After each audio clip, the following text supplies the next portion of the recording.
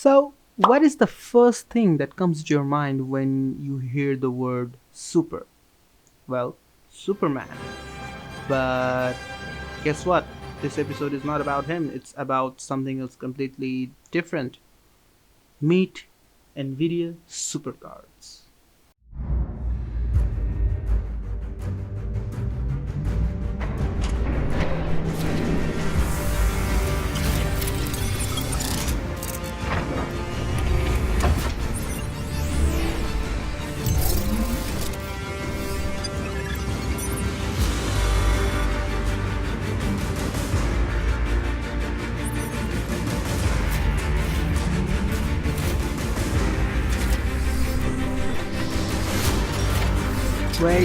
Wait, stop, please. Please stop. Make it stop. Okay. Um, the reason why I stopped this video at this point, I know you have been all enjoying this one, like all these graphics, the building of a graphics card.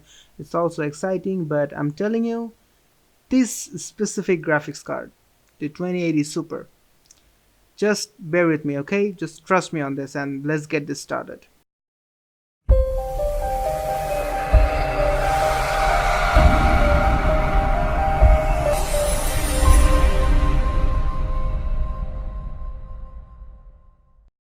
Okay, so first up we have our GeForce RTX 2060 and then we have our RTX 2060 Super. And before we get on to the performance numbers, let's check out their spec sheet. So what we see here is that even though the architecture, die size and the transistor count is the same, the processing cores, GPU clocks, video memory, memory interface, and the power, and also obviously the price have been increased. Okay, so right off the bat I want to say that I know what you guys want, and it's gaming benchmarks. So in this first slide over here we have the gaming benchmarks, and we have put our RTX 2060 and 2060 Super against the RX 5700 and the 5700 XT. Now 5700 and 5700 XT are performing much better than our RTX 2060 and 2060 Super, but we're just going to compare between these two, and the numbers all say it by themselves that the 2060 Super is just better. So from the Shadow of the Tomb Raider we see the FPS rise is just around 6 to 10 max FPS, while on Forza Horizon it's from 98 to 135, and that's a huge raise. So we can say that the RTX 2060 Super is just a better card because of its extra cores and the extra clock speed. Now previously that was the 1080p gaming with ultra settings, and now with 4K resolution and the same ultra settings we can see that the RTX 2060 Super is clearly better than the RTX 2060. Alright guys, so before we move on any further, I just want to mention that this picture that you just see here right now, I got it off from techradar.com. Like, I was searching for a good image to make into Photoshop and do all of those things, but this picture caught my eye, so I just took it and pasted it here. TechRadar guys, you guys are great, don't copy strike me or anything. I'll link you guys in the description. So let's move forward. So what I have got for you now is this spec sheet, and this is the comparison between RTX 2070 and the 2070 Super. So just like with the 2060 and the 2060 Super, except the architecture, everything else is different. The CUDA core count is higher, the base clock is higher, the GPU boost clock is higher, the T-flops, tensor flops, raycast, all the other things are higher. You can just pause the video and watch the numbers for yourself. And on with the gaming benchmarks, just like before the 2060 Super, the 2070 Super is soaring through the roof than its predecessor 2070. The previous one was 1080p gaming at ultra settings, and for 4K we tried medium settings, and these are the results we got. Now I know that there are people who love these gaming benchmarks, and there are also those people who just don't rely on these benchmarks only, And just for them who wants productivity results or real life work results, for them we have some numbers that I got off from PC Mag. I will link them in the description, and these are the results. Now on 3D Mark TimeSpy and TimeSpy Extreme, we see that the RTX 2060 Super is roughly around 15% higher scoring than the 2060, and the 2070 Super is scoring around 18% higher than the original 2070. And again on 3D Mark Firestrike Ultra, we see a slightly different case. Here the Nvidia RTX 2060 Super and the 2070 Super both scores a rough 16% higher than their predecessor, which is the 2060 and the 2070 respectively. Again on Unigine Superposition 1.0, we see a very similar yet slightly different case, which is the RTX 2060 Super scores around a 14% higher score than the RTX 2060, while the RTX 2070 Super scores around a 15 to 16% higher score than the original 2070.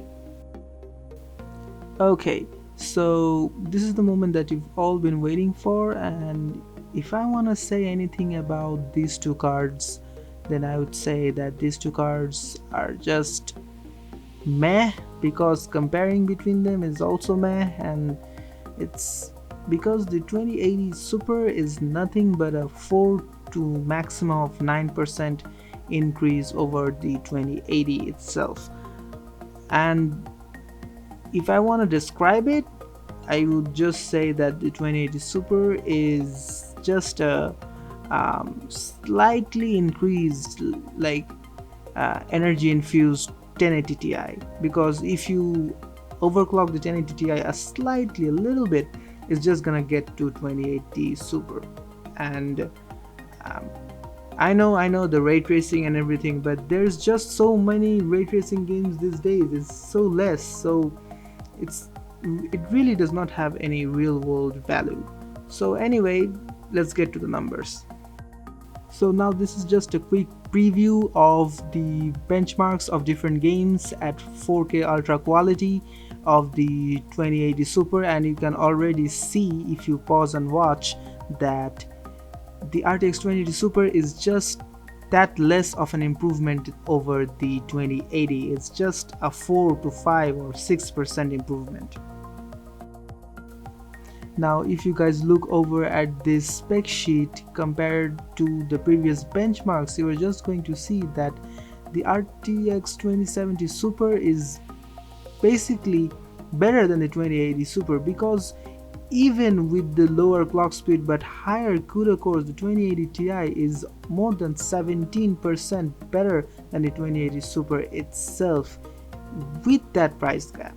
So it's just a card that should not exist at this point.